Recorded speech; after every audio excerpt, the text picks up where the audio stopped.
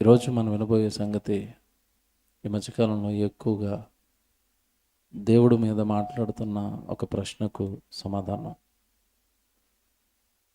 మానవులు ఈరోజు పతనమైపోతున్నారు.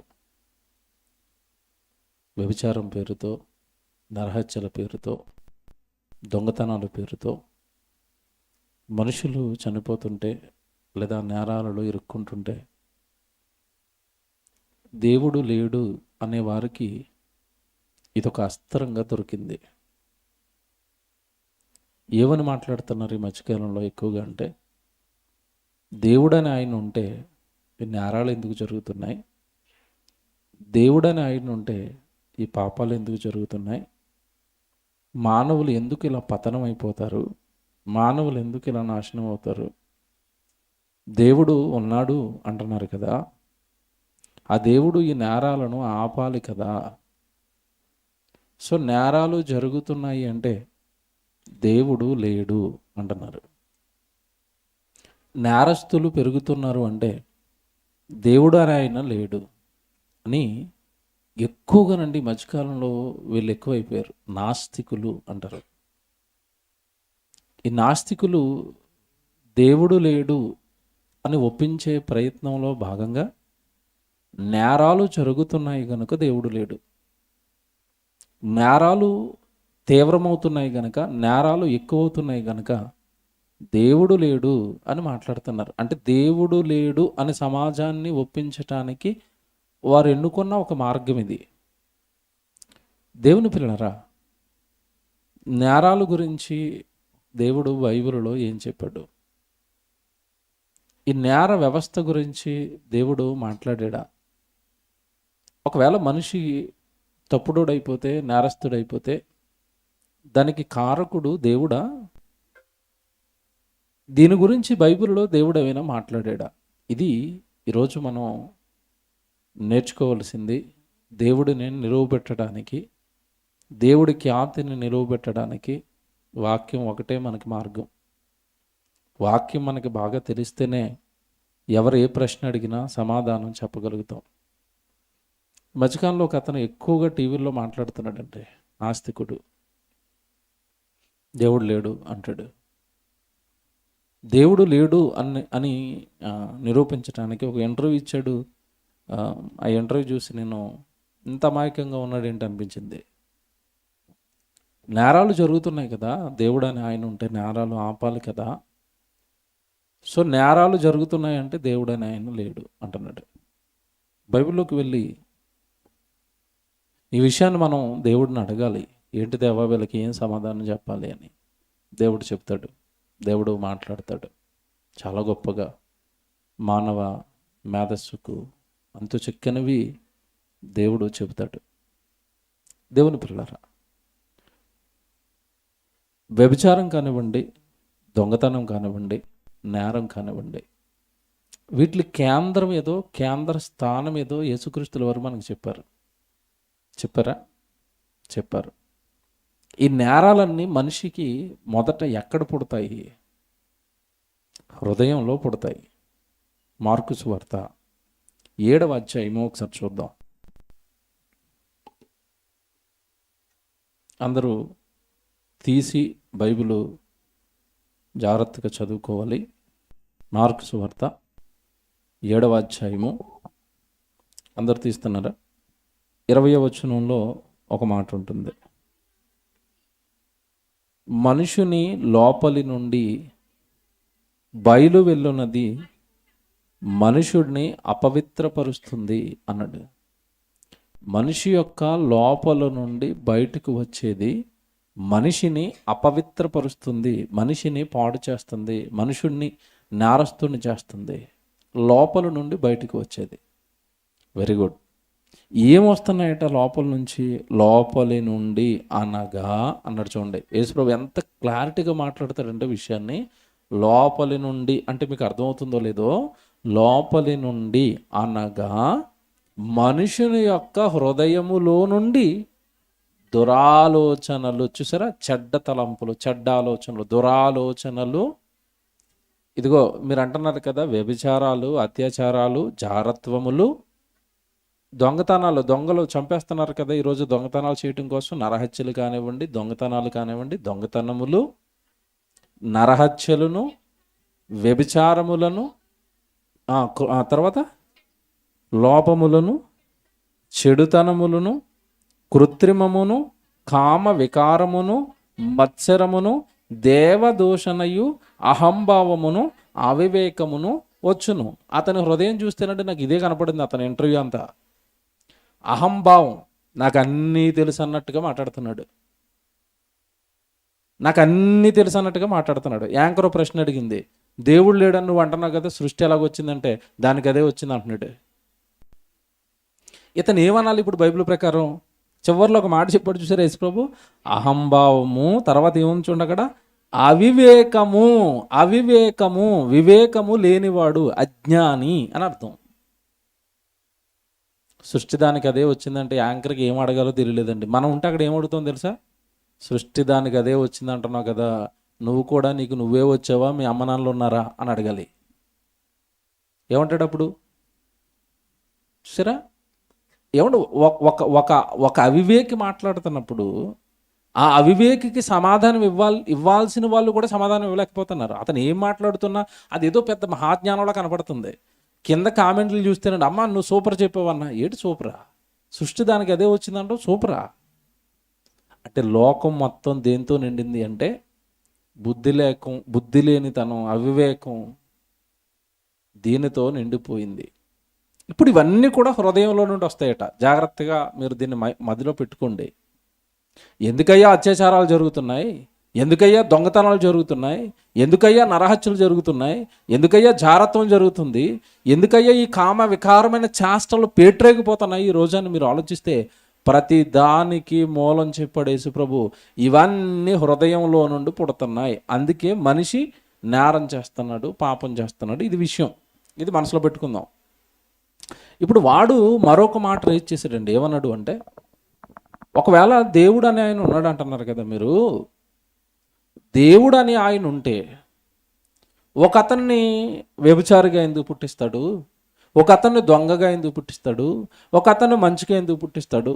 ఒక అతన్నేమో గూగుల్ కంపెనీకి సీఈఓని చేశాడు, మరొకడినేమో ప్యూన్ని చేశాడు. నిజంగా దేవుడు అని ఆయన ఉంటే ఇలాగ ఒకడిని గొప్పోడి కింద, ఒకడిని చెడ్డోడి కింద, ఒకడేమో మంచి స్థితిలోను, ఒకడు లేమి స్థితిలోను పెడతాడా? దేవుడు అని ఆయన ఏమి లేడండి. మనిషి తన స్వయం కృషితో ఎదుగుతున్నాడు.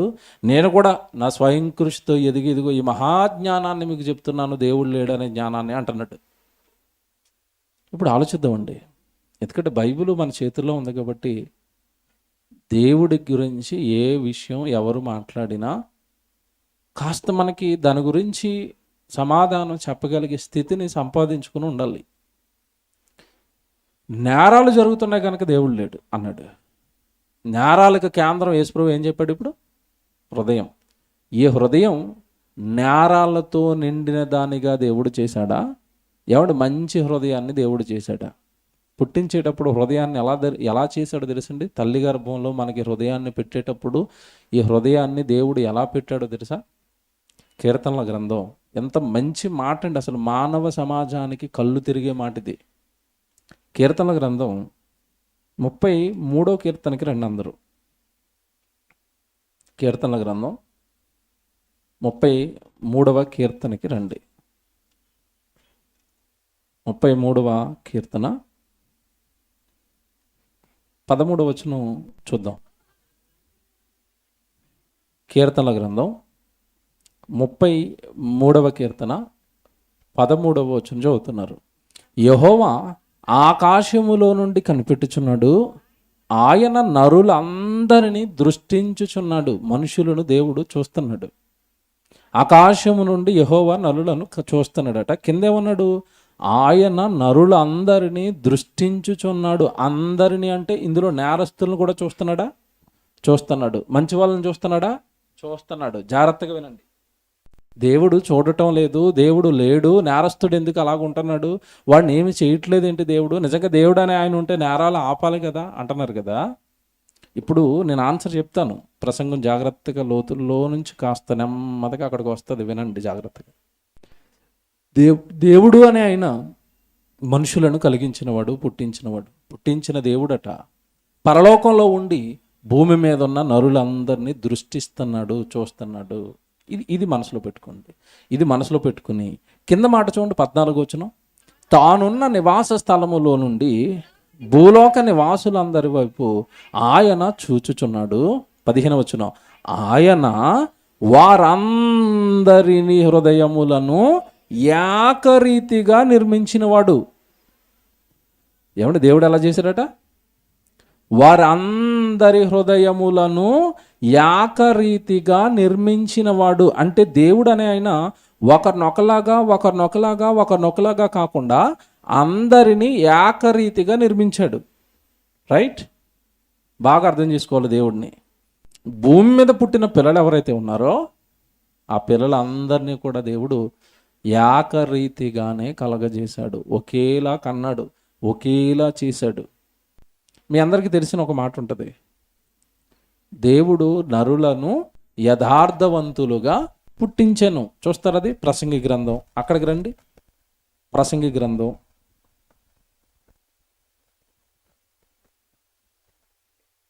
7వ అధ్యాయము 29లో ఒక మంచి మాట ఉంటుంది. ప్రసంగి గ్రంథం 7వ అధ్యాయము 29వ వచనం. ఇది ఒకటి మాత్రము నేను కనుగొంటిని, ఏమనగా దేవుడు నరులను యథార్థవంతులుగా పుట్టించెను, కానీ వారు వివిధమైన తంత్రములు కల్పించుకొని ఉన్నారు. కల్పించుకుని పాడైంది ఎవరు? ఇప్పుడు వారు అనగా మనుషులు. దేవుడు పుట్టించేటప్పుడు ఎలా పుట్టించేటట? నేరస్తుడిగానో, వ్యభిచారిగానో, దొంగగానో, దుర్మార్గుడిగానో, సమాజానికి కీడు చేసేవాడిగానో దేవుడు ఎవరిని పుట్టించలేదు. అందరినీ కూడా దేవుడు యథార్థవంతులుగా పుట్టించాడట. నరుడు అందరి హృదయములను ఏకరీతిగా ఆయన నిర్మించాడు. నేను ఆ హృదయాన్ని నిర్మించాడన్న వచనానికి మిమ్మల్ని ఎందుకు తీసుకెళ్ళానంటే, ఇందాక యేసుక్రీస్తుల వారు ఈ నేరాలన్నీ దేంట్లోంచి పుడతాయి అన్నాడు? హృదయంలో నుంచి కదా. ఇప్పుడు నేరాలు పుట్టే హృదయాన్ని తయారు చేశాడా? యథార్థమైన హృదయాన్ని దేవుడు తయారు చేశాడా? యథార్థమైన హృదయాన్ని. అంటే భూమి మీద జరుగుతున్న నేరాలకు మూల కారణం దేవుడు కాదు. ఎవరు? వారు వివిధ తంత్రాలు కల్పించుకొని నేరాల బాట పట్టారు. ఎవరు అంటే మనుష్యులు పాడయ్యారు. ఈ మనుషులు చేస్తున్న నేరాలకు, ఈ మనుషులు వారి సుఖాలు కోరుకునో లేదంటే వీళ్ళ పైశాచిక ఆనందాన్ని నెరవేర్చుకోవడానికో మనుషులు తప్పు చేస్తుంటే, దేవుడు అనే ఆయన ఉంటే మనుషులు ఎందుకు తప్పు చేస్తారు అంటున్నాడు. ఇంకానండి మధ్యకాలంలో ఏమండి మరి అజ్ఞానం మనుషుల్లో ఎలా ఉంటుందంటే, ఏ వ్యక్తి అయినా పతనం అయిపోయాడు అనుకోండి, నాశనం అయిపోయాడు అనుకోండి, నాశనం అయిపోయిన తర్వాత అంటున్నారు, ఈ వ్యక్తికి దేవుడు ఇలా రాత రాశాడండి అంటారు కదా. ఎక్కువగా ప్రజల నోట వినబడే మాట మనకేముంటుంది? గట్టిగా మందు తాగేసి దేన్నో గుద్దేసుకుని యాక్సిడెంట్ అయిపోయి కాళ్ళు చేతులు ఎరగొట్టుకొని హాస్పిటల్లో పడుకొని ఇక నీ జీవితకాలం బెడ్ మించి లేగో అని చెప్పారు అనుకోండి, అప్పుడు అంటారు, అప్పుడు జ్ఞాపకం వస్తారు ఎవరు? దేవుడు ఏదోనండి మరి ఈయనకి ఇలా రాశాడండి. ఏంటి, మందు తాగి లారీ కింద పడిపోయి బెడ్ ఎక్కమని దేవుడు రాశాడా? నువ్వు తప్పులు చేసుకుని, నువ్వు నేరాలు చేసుకుని, నువ్వు అపాయంలో, నువ్వు కీడులో పడుతూ, ఆ పడుతున్న కీడుకి ఎవరు పేరేస్తున్నారు చెప్పండి? ఎవరు పేరేస్తున్నారు? దేవుడు పేరేస్తున్నారండి. దేవుడి మీదకి నెడుతున్నారండి. మనుషులు తీసుకుంటున్న తప్పుడు నిర్ణయాలు, తప్పుడు ఆలోచనలు, తద్వారా వాళ్ళు పొందుకుంటున్న పతనాన్ని దేవుడి మీదకి నెట్టే ప్రయత్నం చేస్తున్నారు. ఎందుకు రావాలి నీతో దేవుడు? నీ పాపపు కార్యక్రమాలలో దేవుడికి ఇష్టం లేని జీవితాన్ని నువ్వు జీవిస్తున్నప్పుడు నీ కార్యక్రమాలలో దేవుడు నీకు తోడుగా ఎందుకు రావాలి? ఎవరి కోసం పుట్టావు? ఎవరి కోసం బ్రతుకుతున్నావు? ఏం చేస్తున్నావు? జీవితానికి ఒక పరమార్థం లేని బ్రతుకును జీవిస్తున్న నీతో దేవుడు వచ్చి నువ్వు చేస్తున్న పాపపు కార్యక్రమాల్లో అడ్డుగా ఉండాలా? దేవుడు ఆ పాపాలకు అడ్డుగా ఉండి నిలబడి ఆపాలట. అప్పుడు ఉన్నారట దేవుడు. కొంచెం అండి, దేవుడు లోపలికి వెళ్ళి ఆలోచిస్తే, మీరు వివిధ తంత్రాలు కల్పించుకుని పాడయ్యారు, నేనైతే మనుషులందరినీ కూడా యథార్థంగా ఏకరీతిగా పుట్టించాను. పిల్లలు పుట్టినప్పుడు మీరు చూడండి, పసిపిల్లలు మీరు చూడండి, ఒక నలుగురు పసిపిల్లలు ఒక చోట ఉంటేనండి, ఆ నలుగురు ఒకేలా ఉంటారండి. అవునా కదా? ఆడు నవ్వుతాడు, వీడు నవ్వుతాడు. వాడు ఆడుకుంటాడు, వీడు ఆడుకుంటాడు. వాడు పాలిస్తే నిద్రపోతాడు, వీడు పాలిస్తే నిద్రపోతాడు. ఈ నలుగురు పసిపిల్లలు ఒక చోట ఉన్నప్పుడు ఆ నలుగురిలో ఏం తేడాలు ఏం కనపడవండి. ఎవరిలోనూ కక్ష ఉండదు, ఎవరిలోనూ పగ ఉండదు, ఎవరిలోనూ కోపం ఉండదు, ఎవరిలోనూ ద్వేషం ఉండదు, ఏమి ఉండవండి వాళ్ళల్లో. పసిపిల్లలు ఎంత బాగుంటారు.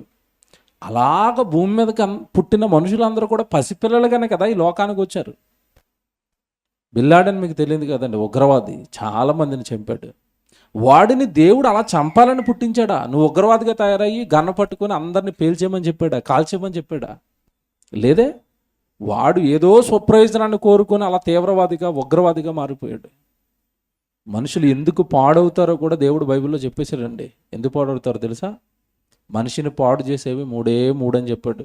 1 శరీరాశ, 2 నేత్రాశ, 3 జీవపు డంబం. శరీరానికి ఆశ పుడితే నీ జీవితం గందరగోళంలో పడుతుంది. నేత్రాశ, కళ్ళకు ఆశ పుడితే పాపపు జీవితంలోనికి నువ్వు వెళ్ళిపోతావు. నేత్రాశ పాపాన్ని కలిగిస్తుంది. శరీరాశ జీవితాన్ని భయంకరమైన ఈ లోకంలో పడేస్తుంది. 3ది ఉంది, అది మరీ తీవ్రం, జీవపు డంబం. ఏమీ లేకపోయినా గొప్పగా బ్రతకాలి, నా పేరు కనపడాలనుకునే ఈ డంబం మనుషుల ముందు అపకీర్తిని తెస్తుంది, జీవితాన్ని అప్రతిష్ట పాలు చేస్తుంది. దానివల్ల వచ్చే అనర్థాలు ఇన్ని కాదండి. జీవపు డంబం అన్నాడు. డంబంతో బ్రతకటం, మనల్ని మనం గొప్పగా ఊహించుకోవటం, ఇది చాలా ప్రమాదం. ఈ మూడాట్లో మనిషి దేంట్లో ఒక దాంట్లో ఇరుక్కుంటాడండి ఖచ్చితంగా. మీరు చూడండి, మనుషులందరినీ చూస్తున్నప్పుడు అండి, మీరు వాక్యం తెలిసిన వారిగా మనుషుల జీవితాలను పరిశీలిస్తేనండి, ఖచ్చితంగా ఉంటే శరీరాశలో ఉంటాడు, తప్పులు చేస్తూ ఉంటాడు, లేదా నేత్రాశలో ఉంటాడు, పాపాలు చేస్తూ ఉంటాడు, లేదా జీవబడంబలో ఉంటాడు, గొప్పగా ఊహించుకుని ఏదేదో మాట్లాడుతూ ఉంటాడు. మిగతా వాళ్ళందరికీ మాత్రం అర్థమైపోతూ ఉంటుంది, ఇటు గొప్పలకు పోతున్నాడు అండి అని. ఇందుకే విషయం ఏంటంటే, ఆ మాట్లాడేవాడికి అర్థమవుతుంది. అలాగని డైరెక్ట్గా చెప్తే ఏమనుకుంటాడోనని మనసులో అనుకుంటారు, వీటి గురించి మాకు తెలిసిలేండి అని పక్కలతో చెప్తూ ఉంటారు. మనం ఎప్పుడు మన గురించి మనం డబ్బాలు కొట్టుకోకూడదు, మన గురించి మనం గొప్పగా చెప్పుకోకూడదు. నువ్వు మంచోడు అని 10 మంది చెప్పాలి, నీ మనసు మంచిది అని ఎవరో ఒకరి సాక్ష్యం ఎడల కనిపించాలి. అది మాటలను బట్టి వచ్చేది కాదు, మాటలను బట్టి మనుషులు మాయ చేయొచ్చు. కొద్ది రోజులుగా మాయ బయటడిపోతుంది. తర్వాత అసలు రూపం బయటకు మనుషులకు తెలిసిపోతుంది. నీ ప్రవర్తనను బట్టి, నీ తీరును బట్టి, నువ్వు ప్రవర్తిస్తున్న జీవన విధానాన్ని బట్టి నువ్వు మంచోడువా, నీ క్యారెక్టర్ లాంటిదని అందరికీ అర్థమైపోతుంది తేట తెల్లగా. విషయం ఏంటంటే, అర్థమవుంది మనకు అర్థమవ్వక మనం ఏమనుకుంటామంటే, అసలు నన్ను చాలా గొప్పగా ఊహించుకుంటున్నారు అనుకుంటున్నాం. అందరూ వచ్చి మన ముందు మాట్లాడితే మన జీవితం అప్పుడు అర్థమవుతుంది. దేవుని పిల్లారా, ప్రతి వ్యక్తి పతనానికి కారణం ఈ 3: నేత్రాశ, శరీరాశ, జీవపు డంబం. దావీదు ఏ ఆశలో పడ్డాడని మీరు ఆలోచిస్తేనండి, నేత్రాశ. ఇంటి నిండా భార్యలు ఉన్నారు. సౌలు భార్యలందరినీ కూడా తర్వాత రాజుగా ఇతనికే వచ్చేసారు. ఇంతమంది భార్యలను ఇంట్లో పెట్టుకుని శరీర సుఖాన్ని ఎవరితోనో మరి పంచుకోక నేత్రం ఆశపడింది. ఎవరి మీద? బత్షెబ మీద. కళ్ళు ఆశపడ్డాయి, జీవితం పాపంలో పడింది. ఆ తర్వాత శిక్షలోనికి దావీదు జీవితం వెళ్ళిపోయింది. మీరు బైబిల్లో పడిపోయిన ఏ భక్తుడి జీవితాన్ని అన్నా మీరు తీసుకోండి, ఈ 3 ఏదో ఒక దాని దగ్గర ఇరుక్కుంటాడు. మీరు నేను కూడా ఈ 3 ఏదో ఒక దాని దగ్గర మనం స్ట్రగుల్ అవుతూ ఉంటాం, ఇరుక్కుంటూ ఉంటాం. దాని నుంచి బయటపడడానికి సర్వ ప్రయత్నాలు చేస్తూ ఉంటాం. ఈరోజు మనకున్న దాంతో హ్యాపీగా ఉండొచ్చు. దేవుడు మంచి స్థితిలోనే మనల్ని అందరిని ఉంచాడు. మరీ దారుణమైన స్థితిలో ఏం కాదు, అన్నానికి లేక బట్టలకు లేక మరీ దారుణమైన స్థితులు మన జీవితంలో ఏమీ లేవు. కానీ ఎవరినో చూస్తారు, వాడు ఏదో గొప్పగా బ్రతుకుతున్నాడని అలా బ్రతకాలని ఆశపడి కొన్ని తప్పుడు నిర్ణయాలు తీసుకుంటారు. దాని ఫలితం జీవితంలో భవిష్యత్తులో అనుభవిస్తూ ఉంటుంది. ప్రస్తుతం బాగానే ఉన్నట్టుగా ఉంటుంది. ఏదో చూసి ఆశపడి ఉన్న జీవితాన్ని పొడుచుకుని, ఉన్న సన్నిధిని పాడు చేసుకుని, వాక్యాన్ని పాడు చేసుకుని, దేవుడికి దూరమై, ఎందుకంటే అలాంటి పెద్ద పెద్ద ఆశలు తీర్చుకోవాలంటే దేవుడికి ఖచ్చితంగా దూరం అయిపోవాలా. దూరం అయిపోయి బ్రతుకుతున్నంటే జీవితాలను పొడుచుకుంటాం, ఎక్కడో చోట పడిపోతాం. అప్పుడు గుర్తొస్తుంది, ఎందుకు ఈ ఆశలోకి వచ్చాను? ప్రారంభంలోనే బాగున్నాను కదా, అక్కడ వాక్యంలో బాగున్నాను కదా, దేవుడి పనిలో బాగున్నాను కదా, నా తప్పుడు ఆలోచన ఇదిగో ఇలా పడగొట్టింది అని ఆ రోజు మనం బాధపడతాం. నేను ఒక జీవితాన్ని చూపిస్తానండి. ఇప్పుడు మనుషులు ఎవరిని కూడా దేవుడు పాడు చేయడండి. మనుషుల అపరాధాలకు, మనుషుల పాపాలకు కారకుడు దేవుడు కాదు.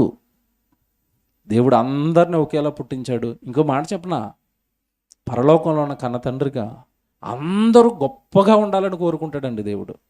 అందరూ చాలా బాగుండాలి అని కోరుకుంటాడు తప్ప ఎవరి పతనం కానీ, ఎవరి నాశనం కానీ, ఎవరి మీద మరొకలా ఆలోచించడం కానీ, తారతమ్యాలు కానీ దేవుడికి కనపడవు, దేవుడికి లేవు. యెషయా గ్రంథం మీరు చదువుకున్న మాట ఒకసారి మీరు చూడండి. 65వ అధ్యాయం చదువుదాం. ముందు యెషయా గ్రంథం మనుషులు ఎందుకు పాడవుతున్నారో ఎంత క్లియర్గా దేవుడు చెప్పేశాడు చూడండి. యెషయా గ్రంథం 65వ అధ్యాయము. యెషయా గ్రంథం 65వ అధ్యాయము 2వ వచనం ఒకసారి చూడండి. అందరు జాగ్రత్త చదవండి. ఇది యెషయా గ్రంథం 65వ అధ్యాయము 2వ వచనం. తమ ఆలోచనలను అనుసరించి చెడు మార్గమున నడుచుకొనుచు. ఏమని రాశాడు అక్కడ? తమ ఆలోచనలను అనుసరించి అని ఉంది చూడండి బైబిల్లో. జాగ్రత్తగా మీరు దాన్ని పట్టుకుంటేనంటే మన జీవితం బయటకు వస్తుందండి ఆ వచనంలోంచి. తమ ఆలోచనలను అనుసరించి అంటే మనం ఎప్పుడు కూడా రండి, మన జీవితంలో తీసుకునే ప్రతి నిర్ణయము, మనం ఆలోచించే ప్రతిదీ కూడా మన ఆలోచనట. తమ ఆలోచనలను అనుసరించి బ్రతికేవాడు ఖచ్చితంగా చెడులో పడిపోతాడని చెప్తాడు. ఇప్పుడు ముందుకెళ్ళేసరికి తమ ఆలోచనలను అనుసరించి చెడు మార్గమును నడుచుకొనుచు. నీ ఆలోచన ప్రకారం నువ్వు బ్రతికేస్తున్నావంటే ఖచ్చితంగా నీ జీవితం కీడులో పడుతుంది, ఖచ్చితంగా నీ జీవితం చెడులో పడిపోద్ది. తెలుసా, ఇప్పుడు బాగుండొచ్చు, భవిష్యత్తు బాగోదండి. నేను చాలామంది చెప్తాను, వాక్యం వినేటప్పుడు భవిష్యత్తు బాగుండాలి అంటే నాయన ఎప్పుడు కూడా నీ స్వప్రయోజనానికి కూడిన నిర్ణయాలు మీ జీవితాల్లో మీరు తీసుకోకండి. ఆలోచనలు జాగ్రత్త. మీరు ఏదైనా ఆలోచిస్తున్నారా, ఆ ఆలోచన బైబిల్లో పెట్టండి. వాక్యానికి సరిపోతుందా ఈ ఆలోచన? పోనీ మీకు అంతు చెక్కటం లేదా, నేను తీసుకునే నిర్ణయం కరెక్టా కాదని మీకు ఏమి అంతు చెక్కటం లేదా? కరెక్ట్గా వాక్యంలో ఉన్న వ్యక్తి దగ్గరికి వెళ్ళి నేను అలా ఆలోచిస్తున్నాను, నేను అలా చేయాలనుకుంటున్నాను, ఇది వాక్యానికి సరిపోతుందా అని అడగండి. మీరు చేసే పనో లేదా మీరు తీసుకునే నిర్ణయమో అది ఖచ్చితంగా తప్పో కాదో వాక్యం తెలిసిన వాడు మీకు చెప్పేస్తాడు.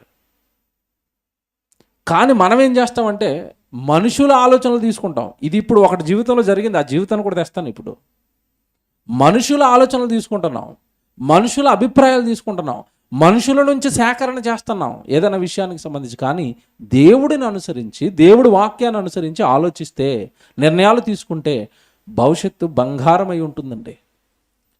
ఎప్పుడు కూడానండి దేవుడు ఆలోచనలు, దేవుడి నిర్ణయాలు లేదా దేవుడి మాటలు మీ జీవితంలో అప్పుడు మిమ్మల్ని బాధ పెట్టవచ్చేమో, అప్పుడు మీకు కాస్త ఇరుకునో ఇబ్బందునో కలిగించవచ్చేమో, కానీ భవిష్యత్తును బాగుండేలా చేస్తాయి. మనుషులు ఇచ్చే ఆలోచనలు అప్పటికప్పుడు వాళ్ళ ఆలోచనలు తీసుకుంటే అప్పటికప్పుడు బాగున్నట్టుగా ఉంటుంది, భవిష్యత్తును నాశనం చేసేస్తాయి. ఇది మనుషుల ఆలోచనలకి దేవుడి ఆలోచనలకి ఉన్న తేడా. ఇక్కడ ఎంత స్పష్టంగా చెప్తున్నాడంటే దేవుడు తమ ఆలోచనలను అనుసరించి మాట్లాడుతున్నారు, తమ ఆలోచనలను అనుసరించి బ్రతికేస్తున్నారు, తమ ఆలోచనలను అనుసరించి పని చేస్తున్నారు. తమ ఆలోచనలు ఏదైనా మాట్లాడేటప్పుడు వాక్యానికి సరిపోతుందా? ఏదైనా నిర్ణయం తీసుకునేటప్పుడు వాక్యానికి సరిపోతుందా? ఏదైనా ఆలోచించేటప్పుడు ఇది వాక్యానుసారమేనా? వాక్యానికి ఎప్పుడు నండి దేవుడు వాక్యం ఈ భయం మనలో ఉంటేనండి అసలు నోరులో నుంచి మాట బయటికి రావడానికే భయం వేస్తుంది. ఎందుకంటే దేవుడు బైబిల్లో చెప్పిన మాట, నీ మాటలన్నీ లెక్కిస్తున్నాను అన్నప్పుడు మాట్లాడడానికి భయం లేదు. అంటే మన ఆలోచనలను బట్టి మనం వెళ్ళిపోవటం వల్ల చెడు మార్గం. ఈరోజు మనుషులు ఈ తప్పుడు పనులు, ఈ నేరాలు, ఘోరాలు చేస్తున్నారు అంటే వారు ఆలోచనలు పాడయ్యాయి, వారి ఆలోచనలు చెడిపోయాయి, అందుకే చెడులో పడ్డారు, కీడులో పడ్డారు. బైబిల్లోనండి ఒక వ్యక్తి జీవితాన్ని ఇప్పుడు మీకు చూపిస్తాను. సౌలు అండి. సౌలు జీవితం మీకు తెలియదు కాదు. ఇశ్రాయేలుకి మొట్టమొదటి రాజుగా దేవుడే సెలెక్ట్ చేశాడు అతన్ని. దేవుడే సెలెక్ట్ చేశాడు. అతని భవిష్యత్తును చాలా గొప్పగా డిజైన్ చేశాడు దేవుడు. అందరి జీవితాలు అలాగే గొప్పగా డిజైన్ చేస్తాడండి. అమ్మ కొడుకు నా దగ్గరకు వచ్చాడు, బాప్తిసం తీసుకున్నాడు, వీడిని ఏదో గొప్పవాడిని చేయాలి, గొప్పవాడిగా మలచాలి అని దేవుడు కలలకు అంటాడు. కానీ ఆ కలలను మనిషి నిలబెట్టుకోవటం లేదు, పాడు చేసేస్తున్నాడు. సౌలు జీవితం మీద అంటే చాలా ఆశలు పెట్టుకున్నాడండి. మొట్టమొదటి రాజు. ఎలాంటి రాజుని సెలెక్ట్ చేశాడు తెలుసండి? నా పిల్లలు పోలే అడగటం ఏదో తప్పుడు ఆలోచన అడిగిన రాజుగా పెట్టమంటున్నారు కదా, ఎవరిని పడితే వాడిని పెట్టకూడదని, అందంగా ఉన్నవాడిని, ఎత్తుగా ఉన్నవాడిని, బలవంతుడిని, ఒక మంచి సంకల్పంతో ఒక రాజుగా నువ్వు ఉండి నాయన నా పిల్లలందరినీ నా మాటల్లో పెంచి పోషించాను రాజుగా నిలబెడితే, వాడు చేసిన ఒక చిన్న పొరపాటు అండి వాడి జీవితాన్ని, వాడి పిల్లల జీవితాన్ని, వాళ్ళ పిల్లల పిల్లల పిల్లల జీవితాన్ని సర్వనాశనం చేసిందండి. మనిషి ఎప్పుడు, నేను అది చెప్తున్నాను, మనిషి చేస్తున్న నేరాలు దేవుడి మీద గంటకండి. మీరు తీసుకునే తప్పుడు నిర్ణయాలు మీ జీవితాన్ని, మీ పిల్లల జీవితాన్ని పాడు చేస్తాయి. బైబిల్లో వాడి జీవితంలో ఏం జరిగింది? సమూయేలు మొదటి గ్రంథం రండి. సమూయేలు మొదటి గ్రంథం 13వ అధ్యాయానికి రండి. సమూయేలు మొదటి గ్రంథం 13వ అధ్యాయము అందరూ తీయండి. 8వ వచనం నుంచి జరిగింది ఏం జరుగుతుందో అక్కడ ఒక విషయం జరిగింది. సౌలు జీవితంలో ఒక పొరపాటు జరిగిపోయింది. సమూయేలు మొదటి గ్రంథం 13వ అధ్యాయము 8వ వచనం అండి. సమూయేలు చెప్పినట్టు అతడు 7 దినములు ఆగి సమూయేలు గిల్గాలునకు రాకపోవుటయు జనులు తమ యొద్ద నుండి చెదరపోవుటయు చూచి దహన బలులను సమాధాన బలులను నా యొద్దకు తీసుకొని రమ్మని చెప్పి దహన బలిని అర్పించెను. ఏం జరిగింది ఇక్కడ సందర్భం? యుద్ధానికి వెళ్ళే ముందండి దేవుడిని మొక్కేవారు ఇశ్రాయేల్ అంతా. దేవుడి వెళ్ళమంటే వెళ్ళేవారు, దేవుడికి బలులు అర్పణలు అర్పించేవారు. యుద్ధానికి ముందు జరుగుతుంది. అప్పుడు సమూయేలు, నాయన మరి ఏంటి సంగతి అనేసరికి సమూయేలు అన్నాడు, నేను వస్తాను నాయన, నేను వచ్చిన తర్వాత దేవుడికి బలులు అర్పించరు కానీ అప్పుడు వెళుదురు కానీ యుద్ధానికి అని చెప్పి వెళ్ళిపోయాడు. సమూయేలు అనేసరికి ఎవరు? ప్రవక్త, దైవజనుడు రావాలి, అతను వచ్చి బలులు అర్పించాలి. ఎందుకంటే యాజకులు కానీ ప్రవక్త కానీ వీళ్ళే బలులు ఇవ్వాలి, ఎవరు పడితే వాళ్ళు చేయకూడదు ఆ పని. వస్తానని చెప్పి వెళ్ళిపోయాడు. చెప్పి వెళ్ళిపోయిన తర్వాత అతడు రావటం కొంచెం ఆలస్యమైందట. ఎవరు రావటం? సమూయేలు రావటం కొంచెం ఆలస్యమైందని ఈలోపు వీడు తొందరపడిపోయాడు. ఎవరి మాటలను బట్టి తొందరపడిపోయాడు అంటే జనులు తొందర పెట్టారట. జాగ్రత్తగా ప్రతి పాయింట్ మీరు నోట్ చేసుకోండి. ఎంతటి ప్రమాదాన్ని తెచ్చిపెట్టిందో ఈ చిన్న పొరపాటు అతని జీవితానికి ఇప్పుడు చెప్తాను. జనులు తొందర పెట్టారట. జనులు ఏంటంటే మరి దైవజనుడు రాలేదు కనుక వచ్చే వరకు ఏమి ఎదురు చూస్తాంలే, అతను వస్తాడులే, తర్వాత మనం కానిచ్చేద్దామని, బలులు కానిచ్చేద్దామని ఒక తప్పుడు ఆలోచనలు జనులు ఇవ్వగానే జనులు చెదిరిపోతున్నారట. చెదిరిపోతున్న జనులు చూసి బలులు నా దగ్గర తీసుకురండి అని చెప్పి ఇతను బలిచ్చేశాడు. ఎవరు? సమూయేలు బలిచ్చిన తర్వాత ఏం జరుగుతుంది చూడండి. సౌలు బలిచ్చేశాడు. ఏం జరుగుతుంది తర్వాత? 10వ వచనం. అతడు దహన బలిని అర్పించుట చాలించిన వెంటనే సమూయేలు వచ్చాను. అంటే ఈ కార్యక్రమం అయిపోయింది, ఇటు సమూయేలు వచ్చాడు. అంటే ఒక 10 నిమిషాలు, ఒక అరగంట ఆగుంటే ఈ లోపు సమూయేలు వచ్చేసేవాడు. సమూయేలు రాక మునిపిచ్చేసారండి. దీన్ని ఏమంటారు చెప్పండి? ఆత్రం అంటారు కదా మన భాషలో. వీడికి ఆత్రం ఆగట్లేదు, తొందరపాటు ఆగటం లేదు. దైవజనుడు వస్తాడు అని చెప్పిన తర్వాత వచ్చేంత వరకు ఆగాలి. అందులోనూ పైపెచ్చు రాజు. వీడు రాజు అనేవాడు జనులు తొందరపడిపోవచ్చండి.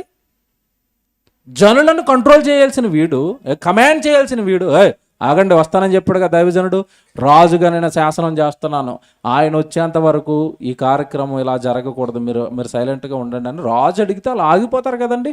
ఆగడట, తొందరట, ఆత్రమట. బలులు అర్పించేశాడు. ఈలోపు సమూయేలు వచ్చాడు. సమూయేలు రాగానే కార్యక్రమం అంతా అయిపోయింది.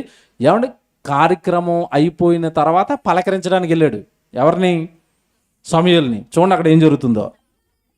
సౌలు అతనిని కలుసుకొని అతనికి వందనము చేయుటకై బయలుదేరగా సమూయేలు అతనితో నీవు చేసిన పని ఏమి అని అడిగాను. అందుకు సౌలు జనులు నా యొద్ద నుండి చెదిరిపోవుటయో. చూసారా, ప్రజలు వెళ్ళిపోతున్నారండి బలులు ఇచ్చే దగ్గర నుంచి ఆలస్యం అయిపోవటం వలన. మీరు రాలేదని ప్రజలు వెళ్ళిపోతున్నారని ప్రజల కోసం నేనే కానిచ్చేశాను. జనులు చెదిరిపోవుటయు నిర్ణయ కాలమున నీవు రాకపోవుటయు ఫిలిష్తీయులు మిక్మషులో కూడి ఉండుటయు నేను చూచి ఇంకను యెహోవాను శాంతిపరచక మునిపే ఫిలిష్తీయులు గిల్గాలునకు వచ్చి నా మీద పడుదురు అనుకొని, ఇక్కడ నుంచి జాగ్రత్త చదవండి, వాళ్ళు నా మీద పడిపోతారేమో అని ఇతడు అనుకుంటున్నాడు. ఇతడు అనుకొని నా అంతట నేను సాహసించి దహన బలి అర్పించి, నా అంతట నేను దేవుడితో పని లేదు నాకు, ఇక ప్రవక్త ఇచ్చిన ఆజ్ఞతో పని లేదు నాకు, ఇక వాక్యంతో పని లేదు నాకు, ఇక ధర్మశాస్త్రంతో పని లేదు నాకు, ఇక ధర్మశాస్త్రంలో యాజకుడు ఇవ్వాలి, ఈ వాక్యంతో నాకు పని లేదండి. నా నోటికి ఏదొస్తే అది మాట్లాడతాను, నా చేతికి ఏదొస్తే చేస్తాను. ఏమండి, ఎంత ప్రమాదం తెలుసండి ఇది, ఎంత ప్రమాదం తెలుసండి ఇది. నా అంతట నేను సాహసించి ఈ కార్యక్రమాన్ని చేసేసాను. మీరు రావడం కొంచెం ఆలస్యమైందని, జనులు తొందర పెడుతున్నారని, జనులను మెప్పించటానికి దేవుడి ఆజ్ఞను తొక్కేశాను. జనులను గొప్ప చేయడానికి, ప్రజల్ని మెప్పు పొందడానికి, ప్రజల మాటకు లోబడిపోయి నేను రాజును కదా, వాళ్ళ ప్రజలు మరి నన్ను ఏమైనా అంటారేమోనని వాళ్ళ మాట చొప్పున వెళ్ళిపోయాను. మీ మాటను పక్కకు గెంటేశాను, మీరు దేవుడిచ్చిన ఆజ్ఞను పక్కకు గెంటేశాను. మనం ఇలాగే చేస్తామండి. మనుషుల కోసం ఎన్నిసార్లు వాక్యానికి అన్యాయం చేయం మనం. మనుషుల మాటలు విని ఎన్నిసార్లు వాక్యాన్ని మనం మేరటం లేదు. ఏమంటే ఏదైనా ఈ సౌలు సందర్భం మన జీవితంలో మనకి ఏర్పడినప్పుడు అండి ఏం చేయాలో మనకు అర్థం అవటం లేదు. ఇప్పుడు సమయాలు వస్తా అన్నాడు, కొంచెం ఆలస్యమైంది, ప్రజలు తొందర పెడుతున్నారు. అప్పుడు అలాంటి పరిస్థితుల్లో నీ అంతటా నువ్వు ఎలా తీసుకుంటావు నిర్ణయం? దేవా ఏంటి పరిస్థితి ఇలా ఉందని దేవుడిని అడగాలి కదా, దైవజనుడిని అడగాలి కదా, కొన్ని సమయాలను అడగాలి కదా, ఎవరన్నా పంపించాలి కదా, ఎక్కడున్నారో ఏంటి కనుక్కోండి, త్వరగా వస్తాడా, ఆలస్యం అవుతుందా, ప్రజలకి నేనేం చెప్పాలి. చూసారండి ఆ స్టెబిలిటీ, దాన్ని ఏమంటారంటే కదలని స్థితి. పరిస్థితులు బాగోనప్పుడు బాగా వినాలి మీరు. మీ కుటుంబంలో పరిస్థితులు బాగోలేనప్పుడు, మీ జీవితంలో పరిస్థితులు బాగోలేనప్పుడు స్టెబిలిటీ, స్థితి బాగుండాలి. అక్కడ పడిపోతాం. ఏం చేయాలో తెలియనప్పుడే డైలమాలో ఏవో తప్పుడు నిర్ణయాలు తీసేసుకుంటాం. జనులు తొందర పెడుతున్నారు, సమయాలు రాలేదు, అంతటి వీడు ఒక నిర్ణయం తీసుకున్నాడట. ఆ నిర్ణయం వాడి జీవితాన్ని నాశనం చేసింది. మన జీవితాలకి సౌలు నేర్పుతున్న పాఠం ఏంటంటే మనంతటా మనం ఏమీ ఆలోచించకూడదు, ఏ నిర్ణయాలు తీసుకోకూడదు. జీవితం బాగోలేదా, ఒకసారి బైబిల్లో పెట్టండి మీ జీవితాన్ని, ఒక ప్రసంగం వినండి. నేను మళ్ళీ చెప్తున్నానండి, మీకు ఏం దిక్కు దోచటం లేదండి, ఏం చేయాలో అర్థం అవ్వట్లేదండి, కష్టం వచ్చేసింది అన్నప్పుడు ప్రార్థన చేసుకుని ఏదో ప్రసంగం వినండి. ఆ ప్రసంగంలో ఏదో ఒక మాట మీరు ఏం చేయాలో మీకు ఖచ్చితంగా నేర్పిస్తుంది. దైవజనుడు నోట్లోంచి వచ్చే మాట ఆ పరిస్థితిని ఎలా ఎదుర్కోవాలో వాక్యం ద్వారా దేవుడు మీతో చెబుతాడు. నేను నమ్మానండి దీన్ని. నా జీవితంలో ఇప్పుడు ఏమంటే జీవితంలో ఎవరైనా బాగోకపోతే ఏం చేస్తారంటే ఏవో చేస్తారండి. నేనేం చేస్తాను తెలుసండి, ఏదైనా బాగా కష్టం వచ్చేస్తే నన్ను ఇయర్ ఫోన్స్ పెట్టుకుని ప్రసంగాలు వింటాను. తేలిపోతుంది ఆ కష్టం. ఆ కష్టానికి పరిష్కారం ఏదో ఒక వచనంలో, ఏదో ఒక వాక్యంలో, ఏదో ఒక దైవజనుడి మాటలో దొరికిపోతుంది. దేవుడు మాట్లాడతాడు మిమ్మల్ని. మీ పరిస్థితి బాగోకపోతే మర్చిపోకండి దీన్ని. అంతే తప్ప స్వనిర్ణయాలు తీసుకోకండి, సొంతంగా ఆలోచించకండి. మీరు వాక్యం బాగా తెలిసిన వాళ్ళైతే పర్లేదండి, ఇదిగో ఈ రెఫరెన్స్కి నేను తీసుకుంటాను నిర్ణయం సరిపోతుంది. ఏమంటే మా దగ్గరికి రమ్మని మేమేమో గొప్ప చెప్పుకోవడానికి, డబ్బాలు కొట్టుకోవడానికి మాట చెప్పడం లేదు. మీకు తెలిస్తే వాక్యం ఇదిగో ఈ రెఫరెన్స్కి నేను చేస్తున్న కార్యక్రమం సరిపోతుందని నీకు అంత వాక్యంలో అంత పట్టుంటే తీసుకో నిర్ణయాలు, తప్పు కాదు. వాక్యంలో సరైన అవగాహన లేనప్పుడు దేవుడిని ఈ పని చేస్తే కోప్పడతాడా, లేదంటే ఈ నిర్ణయానికి దేవుడు ఎలా ఆలోచిస్తాడా అని నీకు భయం ఉంటే కనుక ఎవరో ఒకరిని ఆశ్రయించు, ఎవరో ఒకరిని అడుగు. వాక్యం తెలిసిన వాళ్ళని ఏం చేయమంటారన్నా, ఏం చేయమంటారు, ఈ పరిస్థితుల్లో ఏం చేయమంటారు. సౌలు జీవితం ఎంత నాశనం అయింది తెలుసండి. వీడు తీసుకున్న తప్పుడు నిర్ణయానికంటే వీడి పిల్లల జీవితం నాశనం అయిపోయిందండి. సౌలు పిల్లల జీవితం నాశనం అయింది. వీడు చేసిన ప్రవర్తన కండి. మనం ఎప్పుడు కూడా మన జీవితంలో ఏవో తప్పుడు మాట్లాడేసో, తప్పుడు జీవితాలు జీవించేసో, ఏమంటే మన జీవితం మనతోనే ఇలాగ అయిపోతుంది అనుకుంటా కాదండి. దీని ఎఫెక్ట్ పిల్లల మీద పడుతుంది. ఎప్పుడు కూడా అది ఆలోచించుకోవాలా. ఎప్పుడు కూడా వాక్యం మనల్ని గద్దిస్తున్నప్పుడు, వాక్యం మనలో పొరపాట్లు మనకి ఎత్తి చూపుతున్నప్పుడు మనం సరవలేదంటే దాని ప్రభావం ఖచ్చితంగా పిల్లల మీద పడుతుంది. వీడి తప్పుడు నిర్ణయం వీడి పిల్లల మీద పడింది. ఎందుకు ఆగలేకపోయావు నువ్వు, ఎందుకు ఇచ్చావు అది, ఎందుకు దేవుడి మాటకు నువ్వు లోపడలేదు. సమయాలు గద్దిస్తాడండి, గద్దించాడు సౌలుని. నా అంతటా నేనే ఈ బలులు ఇచ్చేశాను, నా అంతటా నేనే ఈ నిర్ణయం తీసుకున్నాను అనగానే ఇప్పుడు చూడండి అక్కడ ఏమంటాడో 13వ వచనం. అందుకు సమూయేలు ఎట్లా నేను, ఇదిగో నీ జీవితం ఇలా కాబోతుంది నాయన, నువ్వు చేసావు కదా. అందుకు సమూయేలు ఎట్లా నేను, నీ దేవుడైన యెహోవా నీకిచ్చిన ఆజ్ఞను గైకొనక నీవు అవివేకపు పని చేసితివి. దేవుడిచ్చాడు కదా, నేను వస్తాను ఆగు బలుడిద్దుగానని, ఎందుకు ఈ ఆజ్ఞను నువ్వు మీరావు, ఎందుకు ఈ అవివేకపు పని నువ్వు చేశావు. తర్వాత చూడండి, నీ రాజ్యమును ఇశ్రాయేలుల మీద సదాకాలము స్థిరపరచుటకు యెహోవా తలంచియుండెను. ఇదండి సౌలు జీవితం మీద దేవుడుకున్న ప్రణాళిక. గొప్ప ప్రణాళిక ఏంటో తెలుసండి. వాడిని రాజుగా పెడుతున్నప్పుడే ఎలా ఆలోచించుకున్నాడో తెలుసండి. ఎంత మంచోడు దొరికాడండి ఇంతకాలానికి. వీడిని ఇంక ఫిక్స్ చేసేస్తాను నా రాజ్యానికి రాజుగా. వీడు సంతానం, వీడు పిల్లలు పిల్లలు పిల్లలు పిల్లలు సదాకాలం నా రాజ్యం మొత్తం సౌలుది, సౌలు కుటుంబీకులది అని తలంచాడు, ఏర్పాటు చేసుకున్నాడు, బాగున్నాడని నిర్ణయించుకున్నాడు. కానండి వీడు చేసిన ఈ తప్పుడు పనికి దేవుడు ఏమంటున్నాడు తెలుసా? వెంటనే నేను ఎలా అనుకున్నాను నీ జీవితం ఎడల, సదాకాలము నా రాజ్యం మీద నువ్వు నీ సంతానాన్ని కూర్చోబెడదాం అనుకున్నాను, అంత గొప్పగా నువ్వు వాడుకుందాం అనుకున్నాను. నువ్వు తీసుకున్నావు కదా, ఒక తప్పుడు పని చేసావు కదా, నువ్వు నా ఆజ్ఞను మీరావు కదా. ఇప్పుడు నీ దగ్గర నీకు జరిగింది ఏంటో తెలుసా? ఇప్పుడు వెంటనే చూడండి. అయితే నీ రాజ్యము నిలువదు, యెహోవా తన చిత్తానుసారమైన మనస్సు గల మరి ఒకరిని కనుగొని ఉన్నాడు. అయిపోయింది, నీ మీద మంచి మనసు పోయింది దేవుడికి నువ్వు చేసిన తప్పుడు పని వల్ల. నీ మీద నుంచి మనసు పోయింది, మరి ఒకరిని కనుగొన్నాడు. నీకు ఆజ్ఞాపించిన దాన్ని నువ్వు గైకొనకపోతివి గనుక యెహోవా తన జనుల మీద అతనిని అధిపతిగా నియమించును. నీ పని అయిపోయింది, నేను పీకైపోతున్నాడుగా. చూడండి, ఇప్పుడు సౌలండి జాగ్రత్తగా దేవుడు చెప్పిన మాట వినే. ఆ రోజు ప్రజలు తొందర పెడతాను, లేదండి దేవుడు నాకు ఆజ్ఞాపించాడు, నేను దేవుడి మాట వింటాను, మీ మాట వినని జనులను గద్దించుంటే, ఆ రోజు ఆగుంటే ఇతడు సదాకాలము రాజు అయి ఉండేవాడు. ఇతను ముసలితనం వరకు రాజుగా ఏమంటే ఇశ్రాయేల్ రాజ్యం మీద కూర్చునేవాడు. తర్వాత ఇతను కొడుకు కూర్చునేవాడు, తర్వాత ఇతను కొడుకు కూర్చునేవాడు. ఇదంతా తీసేసాడండి. ఏమంటే వాళ్ళ కొడుకుల భవిష్యత్తు, వాళ్ళ సంతానాల భవిష్యత్తును కూడా నాశనం చేసుకున్నాడు సౌలు. ఇప్పుడు మీరు చెప్పండి, ఒక వ్యక్తి జీవితాన్ని దేవుడు గొప్పగా చేశాడు, గొప్పగా ఊహించుకుంటున్నాడు, గొప్పగా ఉండాలనుకుంటున్నాడు. ఎవరండి జీవితాలను పొడుచుకుంటున్నది? ఎవరండి జీవితాలను పతనం చేసుకుంటున్నది? ఎవరండి జీవితాలను నాశనం చేసుకుంటున్నది?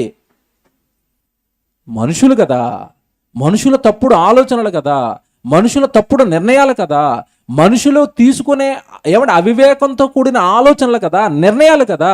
ఇవి కదా మీ జీవితాలను పాడు చేస్తుంటా. వాటిని దేవుడి మీదకి ఎందుకు నెడుతున్నారు మీరు తప్పుడు పనులు చేసి, మీరు తప్పుడు నిర్ణయాలు తీసుకుని, దేవుడు ఆజ్ఞలకు భిన్నంగా మీరు బ్రతుకుతూ మీ జీవితాలను మీరు పొడుచుకుని దేవుడు ఏడు అంటున్నారేంటి? చూడండి, దేవుడు ఏమండి ఒకటే చెప్తున్నాం ఈరోజు, దేవుడి మీద ఏ నింద వేసినా మీకేం తెలియదురా అని ప్రజల మధ్య ఎండగట్టడానికి మేము సిద్ధం. మీకేం తెలియదు, మీకేం తెలీదు.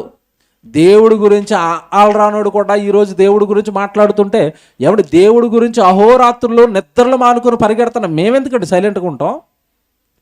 దేవుడే జీవితమై, దేవుడి వాక్యం అర్థమై, ఆయన కష్టం అర్థమై దేవుడి గురించి చెప్పడానికి నిద్ర లేని రాత్రులు మేము గడుపుతుంటే ఎవడో ఒకడొచ్చి దేవుడు అలాగా దేవుడు ఎలాగా అంటే మాట్లాడతాం, ఎండగడ్డేస్తాం మీ అవివేకాన్ని. వ్యభిచారం చేయమని దేవుడు చెప్పాడా? దొంగతనం చేయమని దేవుడు చెప్పాడా? నీ బుద్ధి కుళ్ళిపోయి నువ్వు తప్పుడు నిర్ణయాలు చేసి దేవుడు ఆజ్ఞలను నువ్వు పాపం చేస్తూ ఆ పాపాలకు దేవుడు కారకుడు అంటావేంటి? వ్యభిచరించొద్దు, దొంగతనం చేయవద్దు, నీకు పొరుగువాంది ఏది ఆశించవద్దు. దేవుడు చెప్పాడా? ఆశించమని చెప్పాడా?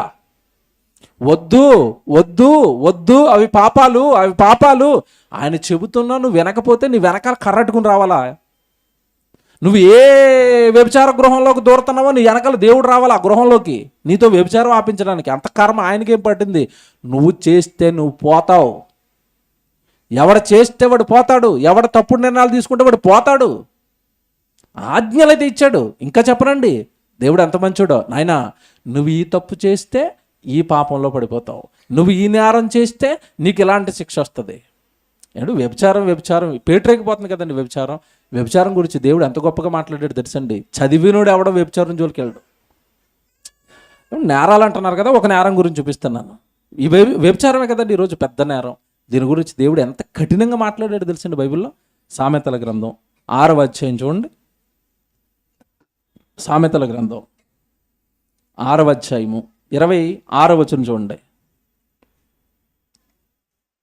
సామెతల గ్రంథం 6వ అధ్యాయము 26వ వచనం. వేశ్యా సాంగత్యము చేయువానికి రొట్టె తొనక మాత్రము మిగిలియుండును. అంటే అర్థం ఏంటి? మొత్తం పోతుంది వేశ్యల దగ్గరికి వెళ్తే.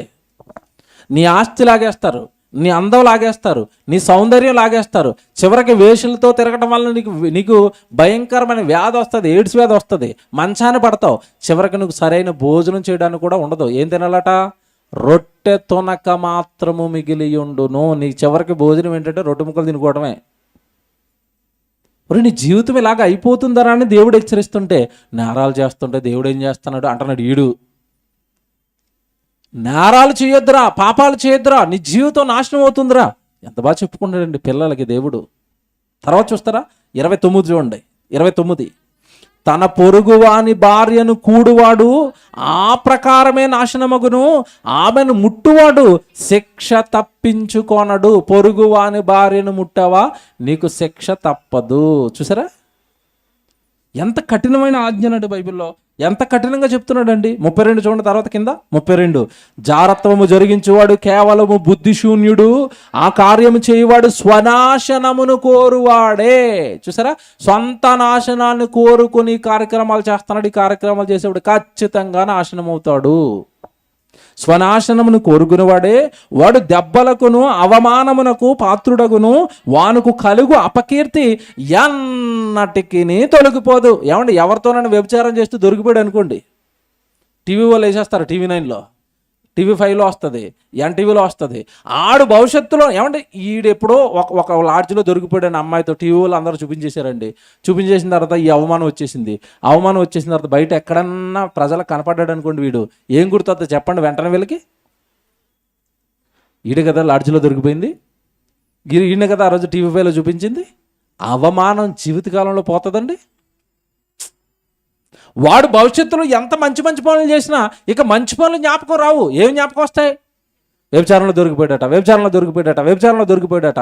ఆ అపకీర్తి ఎన్నటికి తొలగిపోదు. బైబిలు జీవితాన్ని కళ్ళ ముందు పెట్టి నేరం చేస్తే నువ్వు ఇలాగ అయిపోతావరా, నేరాలు ఆపరా అని దేవుడు అంటుంటే, నేరాలు చేస్తుంటే దేవుడు ఏం చేస్తున్నాడు? ఉంటే ఆపుతాడు కదా, ఆపడానికే ఈ ప్రయత్నాలన్నీ చేశాడు. నువ్వు పట్టించుకోక నువ్వు దొంగవయ్యి ఆయన మీదకి ఎందుకు గిండుతో? ఇప్పుడు వీళ్ళు మాట్లాడేది ఎలాగుందంటేనండి, మా ఓడు ఫెయిల్ అయిపోయాడండి, మా ఓడు ఫెయిల్ అయిపోయాడంటే స్కూల్ లేదు మాస్టర్ లేదు అంటున్నాడు వీడు. ఇది ఎలాగుంది? ఇది మీ ఓడు ఫెయిల్ అయిపోతే స్కూల్ లేదా? మీ ఓడు ఫెయిల్ అయిపోతే మాస్టర్ లేదా? స్కూల్కి వెళ్ళి మాస్టర్ పాఠాలు మీ ఓడు వినలేదా? పాస్ అయినా చూడరాదు, ఆడు పాస్ అయ్యాడు, నువ్వు ఫెయిల్ అయ్యావంటే దేవుడి మీద గిండితే ఎలాగ, మాస్టర్ మీద గిండితే ఎలాగా? మీ కొడుకు ఫెయిల్ అయ్యాడని. వీడు దొంగ, వీడు బడికి వెళ్ళలేదు, వీడు చదువుకోలేదు, వీడు హోంవర్క్లు చేయలేదు, వీడి దగ్గర పెట్టుకుని నువ్వు ఎవరి మీదకి వెళ్తున్నావు? లోకంలో ఒక సామెత ఉంటుంది, మీకు తెలియదు కాదు. మన బంగారం మంచిదైతే, బంగారం విషయంలో మాట్లాడతారండి, ఏటట మన బంగారం మంచిదైతే కంసాలు వాడిని ఎందుకండి అంటాం కదా. మనమే సుత్తి బంగారం ఇచ్చి వస్తువు పాడైపోయిందంటే ఎలాగా? నువ్వు సుత్తి, నీ జీవితం సుత్తి, నీ మాటలు సుత్తి, ఏది ఒక మాట మీద నిలబడరు. దేవుడు ఇవన్నీ పెట్టండి కళ్ళ ముందు. మనుషుల పాపాలకు కారణం మీరు తప్ప నా మీద వేయకండి. అవి మనుషులు నేరాలు చేస్తున్నారంటే దానికి కారణం మీ చెడ్డ తలంపులు. అదే మీరు చదువుకున్నారు యెషయా గ్రంథం 55వ అధ్యాయము చదవండి. యెషయా గ్రంథం 55వ అధ్యాయము 7వ వచనం. యెషయా గ్రంథం 55వ అధ్యాయము 7వ వచనం. భక్తిహీనులు తమ మార్గములను విడవవలెను,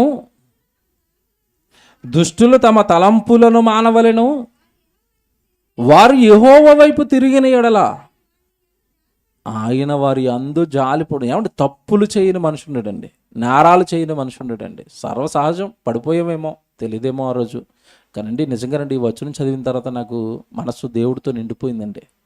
ఎంత తప్పులు చేసినా, ఎంత పాపాలు చేసినా, చెడు తలంపుల్లో ఉన్న ఈ కిందకి ఆయన అంటున్న మాట చూసారండి ఎంత బాగుందో.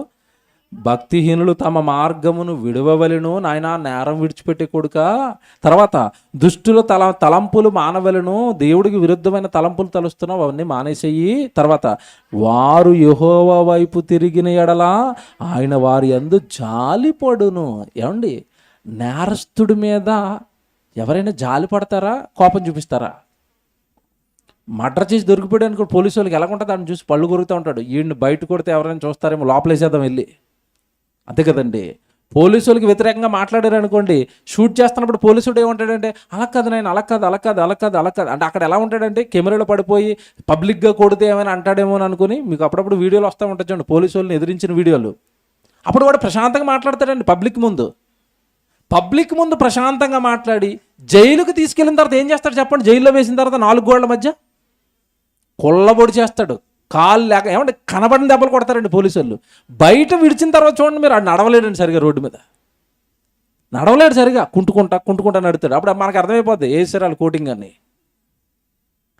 తప్పు చేస్తుంటే మనుషులు ఎలా చేస్తున్నారు కదండి, నేరాలు చేస్తే మనుషులు ఎలా చేస్తారు కదండి. దేవుడేం సూపర్ అండి, తప్పు చేసినోడి మీద జాలి పడతాడట. ఇదేం మనసు అండి, నాకు అసలు దేవుడు అండి అంత చిక్కటం లేదండి దేవుడు మనసు. వారు నా వైపు తిరిగిన ఎడల వాళ్ళ మీద నేను ఏం చేస్తాను, జాలి పడతాను. నా కొడుకు కదా, ఇంతకాలానికి తప్పుల్లోంచి నేరాల్లోంచి వచ్చేసావా, ఎంత మంచోడు రా నువ్వు, నీకేం కావాలి చెప్పు కొడుకా, ఇప్పుడు నీకేం కావాలరా, నువ్వేం కావాలి నీకు, నీ మీద నాకు జాలి కలుగుతుందిరా. ఎంత పాపంలో నుంచి, ఎంత నేరాల్లోంచి, ఎంత భయంకరమైన పరిస్థితుల్లోంచి తిరిగేవరా నా వైపు, నీ మీద నాకు జాలి. నా వైపు తిరిగిన ఎడల వారి మీద జాలిపడును, వారు మన దేవుని వైపు తిరిగిన ఎడల ఆయన బహుగా క్షమించును. జాలి క్షమ నేరస్తుడి మీద, పాపాలు చేస్తున్న వాళ్ళ మీద, దేవుడికి భిన్నంగా బ్రతుకుతున్న వాళ్ళ మీద. ఏం ప్రేమ అండి, ప్రేమ కదండి ఇది, పిచ్చి ప్రేమ కదండి. మీరు ఏమైనా చేయండి, ఆయన ఏదో తెలుగు చేశారా, సైతాన్ వాళ్ళు చేశారా, మీ నేత్రాశ వాళ్ళు చేశారా, శరీరాశ వాళ్ళు చేశారా, జీవడమ్మ వాళ్ళు చేశారా, ఏదో చేశారా, తిరగండి అంతే తప్ప పాషాణం చేసుకోకండి. మీ హృదయాలను కఠినపరుచుకోకండి. చేస్తున్నది తప్పని తెలిసినా, దేవుడు వాక్యంతో గద్దిస్తున్నా ఆ హృదయాలను అలా పాషాణం చేసుకోకండి. నేను చాలాసార్లు చెప్తానండి, ఇప్పుడు చెప్తున్నాను.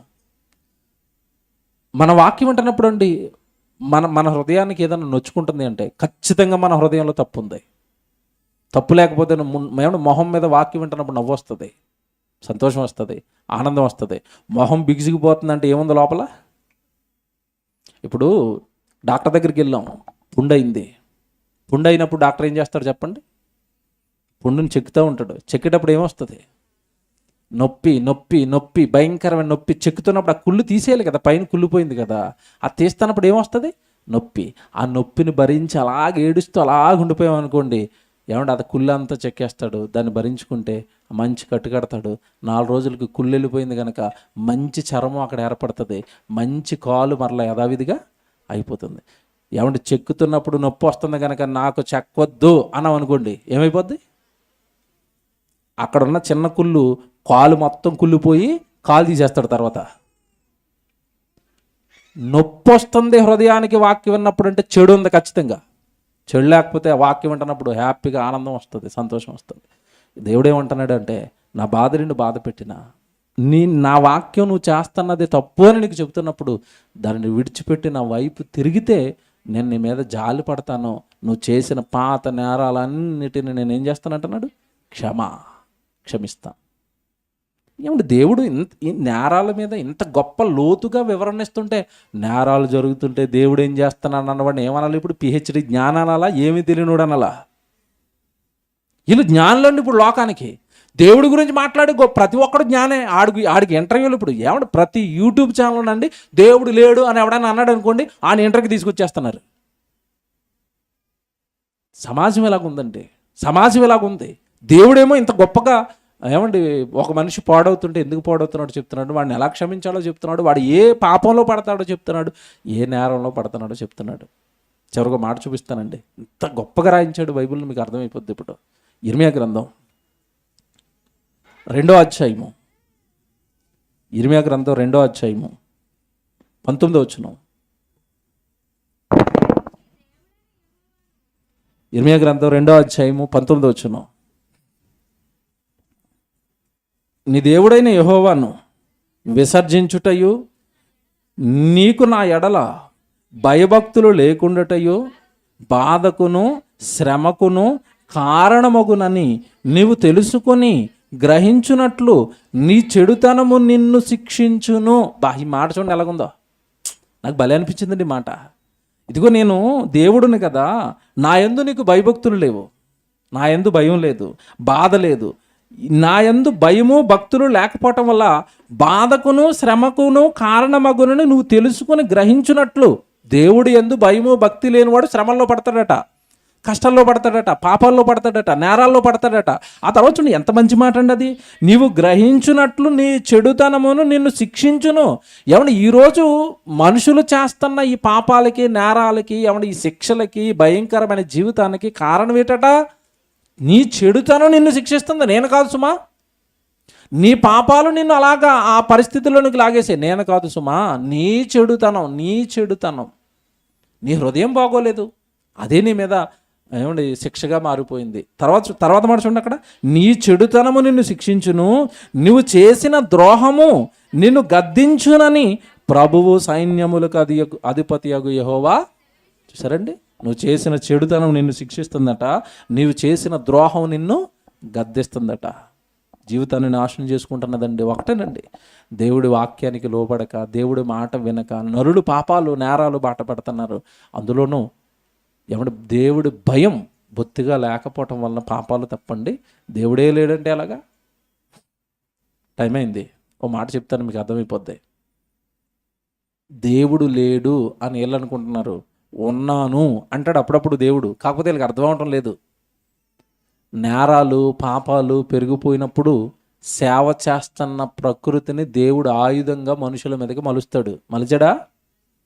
కరోనా టైంలో అనలేదండి ఎవడో దేవుడు లేడని. విచిత్రం, ఇప్పుడు అంటున్నారు అందరూ అంత బాగున్న తర్వాత. కరోనా టైంలో ఒకడైనా అన్నాడా దేవుడు లేడని? అంటే చచ్చిపోతానేమని భయం ఆ రోజు కదా. కరోనా టైంలో ఒక్కడ అనలేదండి దేవుడు లేడు. ఆ రోజు డాక్టర్లు సైతం ఏమంటారు అవి డాక్టర్ డ్రెస్సులు వేసుకుని చతస్కేప్ మెల్ల వేసుకుని మోకాళ్ళు వేసి దేవా నువ్వే కాపాడాలన్నారు. ఆ రోజు పరిస్థితులన్నీ బాగునేసరికి మళ్ళీ మొదటికి వచ్చారు వీళ్ళు, దేవుడు లేడు. ఇంకొకసారి ఒక రౌండ్ వేస్తే బాగుంది అనిపిస్తుందండి. ఒక్క రౌండ్ వేసండి ఈ దేవుడు లేడు అన్న నాస్తికులు అందరూ ఒకసారి లేపితే అప్పుడు అంటారేమో ఉన్నాడు. చికిత్స లేని రోగముతో నేను నిన్ను గద్దిస్తాను అన్నాడు. తెలుసుగా రెఫరెన్సు? చికిత్స ఉండదు నేను గద్దించానంటే. నీ పాపాలు ఎక్కువైనయా, అసలు ఏమండి రోగానికి మందులు దొరకని రోగాన్ని వేస్తాను నీ మీద అన్నాడు. వేశాడు. అదేనండి కరోనా. ఇప్పటికీ మందు లేదు. మందు అని పేరుతో మనకి వేశారు వ్యాక్సిన్లు. ఉన్న ఎనర్జీ పోయింది మనలోంచి. దానివల్ల ఇప్పుడు గుండెపోట్లు వస్తున్నాయట. వీళ్ళు మందు వేశారు అనుకుంటున్నారా? నాశనం చేశారు మనల్ని. నాకు ఒకటి అనిపించిందండి, ఇప్పుడు దేవుడు ఎప్పుడు కూడా మాట చెప్పాడంటే దానికి తిరిగి ఉండదు. బైబిల్లో దేవుడు చికిత్స లేని రోగంతో నిన్ను కొడతానన్న తర్వాత వీళ్ళు ఎలాగ వ్యాక్సిన్ కనిపెట్టారు అనుకున్నాను నేను. ఇది వ్యాక్సిన్ కాదు, ఇది మన ప్రాణాన్ని, మన ఊపిరిని, మన ఎనర్జీని చేసేసే దొంగమంది ఇది. హార్ట్ అటాక్లు వస్తున్నాయి ఇప్పుడు. దేవుని పిల్లలారా, వాక్యం ఎప్పటికీ నెరవేరుతుంది. బైబిల్లో ఉన్న ప్రతి వచనము మన జీవితం కోసమే. మళ్ళుదా ఉండి దేవుని వైపు. వీళ్ళు ఎవరెవరి మాటలో వినకండి, చెత్త. దేవుడు లేడు, దేవుడు ఉంటే ఏం చేస్తున్నాడు, ఏం చేస్తాడో చూపిస్తాడు అప్పుడప్పుడు, కానీ కానుకోవటం లేదు. కనుక దేవుడు లేడన్న ప్రతి వాడికి క్రైస్తవుడు ఖచ్చితంగా బుద్ధి చెప్పాలి.